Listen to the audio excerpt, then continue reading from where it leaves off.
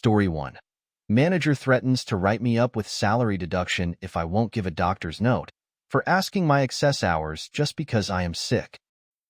So I, 30F, has been working with this company for 3 years already.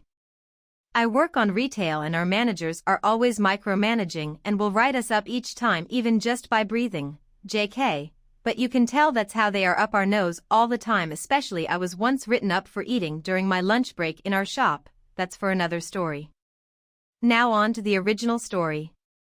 My day offs are scheduled every Thursdays and I was already feeling ill days before my day off.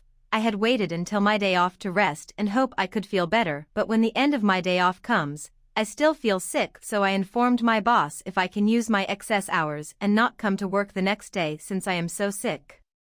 Just for context, our company never pays for our overtime but expects us to work 12 hours of every day, and per day they will give us 2 hours excess, and since I never requested until that particular day, I had racked up 120 excess hours overtime which can be used for day offs etc. I had only requested a 1-day extra off which would amount to 10 hours to be deducted from my long extra hours accumulated, but my boss threatens to write me up if I don't provide a doctor's note, and she informed me that even if I will provide one, she won't deduct it to my hours. So I comply and went to doctor and take a medical note and was given a 3-day recommended rest and sent it to my manager. Now she has no choice but to let me have additional 3 more days paid sick leave, and I won't be back to shop until Monday instead of just giving me a day to rest. Now Saturday comes and the shop has a lot of issues without me, and my reliever is having hard time coping from work, so my manager calls me and I didn't respond to any of her messages nor calls and just rested well. Monday came and I reported the company to labor claims, and the company was forced to pay me that 120 hours overtime. Checkmate. Comment 1.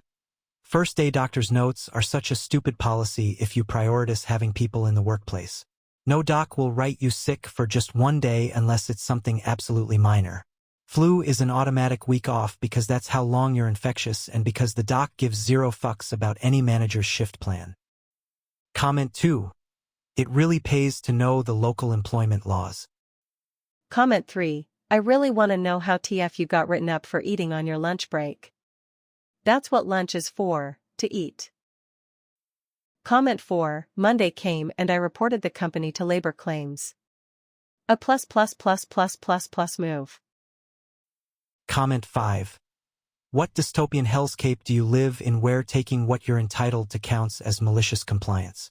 Holy shit, that's bleak. Good on you for standing up for yourself. Comment 6. I had a similar situation where the doctor gave me 2 weeks, but I was only asking for 3 days. Just before I left on my sick leave, I told the boss of my boss that my boss didn't care much about confidentiality, as he was asking to keep quiet about a system that stored confidential info without enough security about employees and management personal data, so I had to escalate it to my boss's boss, or be legally liable if something happened. When I came back from my 2 weeks, my boss was gone on a BS excuse to make it so it didn't seem related to the confidentiality situation. So massive win all around. Story 2. Fine. I won't help you out then. I used to work permanent nights. On nights, we often had sickness at the last minute that no one was willing to come in and cover. So, we used to all help out one another. We didn't do it for the praise or for additional money. There wasn't any. We did it because we were colleagues for years and there was no one else. Inevitably, our work was taken for granted. The managers never thanked us for helping them out of the crap, but they also started to assume that we would cover everything, so they made less and less effort to arrange cover for absence, even planned absence they knew about in advance. On night before work, I came into work and received a shitty email complaining about staff in our department using the computers of another department. Now, we had our own computers. The only time my department ever used the other department's computers was when we were covering their absence. The email chain showed the other department complaining about us to my manager, who sent out an email to all the night staff in my department saying from now on, do not use the other department's computers. I was fuming, because as I said, we only did it to help out and to stop the other department having to cover night staff at short notice. But I thought fine, that's how it is. The very next night, the other department is short-staffed again. The supervisor on that shift asks me to cover their department. I say no, I can't. I have been told not to use their computers by my manager. The supervisor says, oh no, that's okay. You can use them. I say, no, I can't. My manager told me not to, under any circumstances. So she gets her manager to call me, the same manager who complained about us, and say, for this one shift, you can use our computers, as if she is doing me the favor. So I say, no, I really can't. You are not my manager. I cannot defy my manager's instructions. Because they can't get my manager on the line that late a night, another supervisor had to come in last minute and cover the shift. Comment 1. Wah wah wah. Don't use their computers. Alright, we won't use their computers. Oh crap. Stupid people with power don't deserve workers like you and your colleagues. Sometimes reminding them of that fact is good for the soul. Comment 2. Oh. That is a perfect malicious compliance, along with a FAFO. Comment 3. I love this.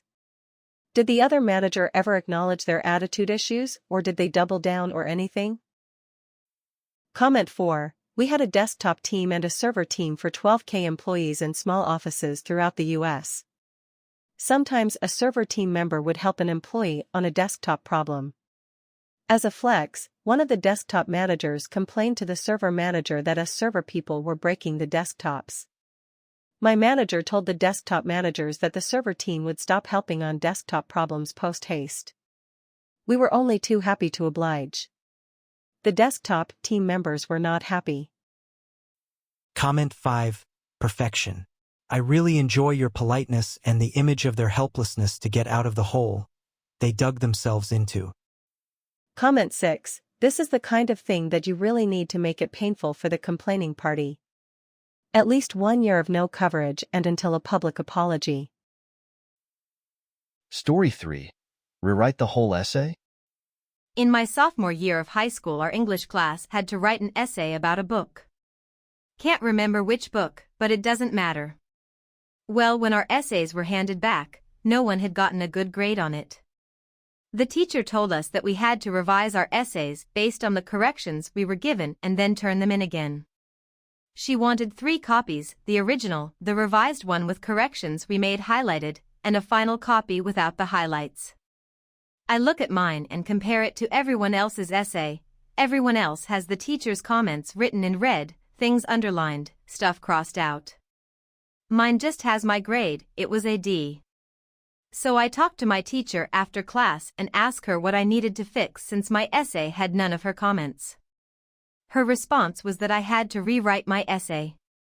Again, I ask what do I need to change to get a better grade. She tells me that it wasn't good and I needed to rewrite the entire essay. Cue my malicious compliance. I rewrote my entire essay, word for word. Twice. One for the highlighted copy and one for the final draft. I highlighted random words and sentences on the highlighted copy, but again, it was the same as the one that was given a D. A week later we get our grades back and mine had improved to a B. The annoying part was that I couldn't even call her out on it because my school has a plagiarism policy where you can't submit the same assignment twice because that would be cheating. Side note, this teacher also wrote on a different book essay of mine, "Did you even read the book?" When I had gotten yelled at for reading that same book in her class instead of listening to her teach. Comment 1. Yeah, she didn't read it. Comment 2. This is for sure something that you escalate. This is proof that the content of your work does not determine your grade.